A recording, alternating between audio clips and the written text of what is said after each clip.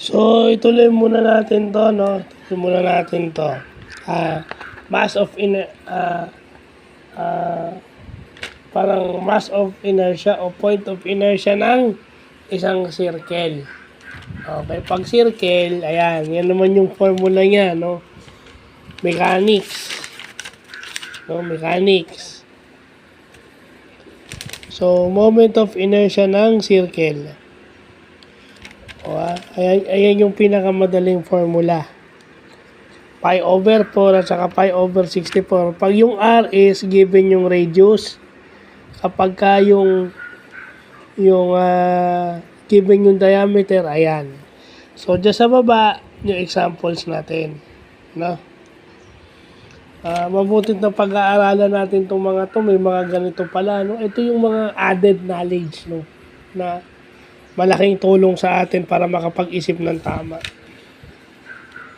Kasi every object, meron siyang rotational force.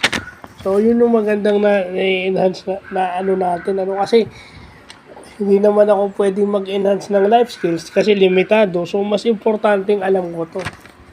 Diba? Kasi other people might say that alam na nila yan, sanay na sila dyan. Pero, they don't,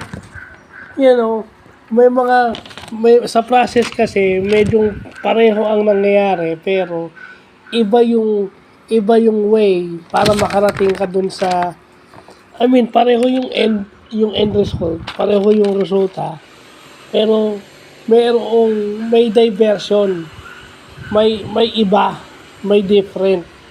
So dapat hinahanap natin yung different. Kasi baka hindi kasi sanay na tayo dyan, sanay na ako dyan, pero yung something different, ito yun. So maganda na pag-aaralan natin. Siguro sa mga engineering, hindi na to different sa kanila. Pero sa akin na ComSci graduate, Edu graduate, ito yung maganda natututunan natin ngayon. So, yun lang pa.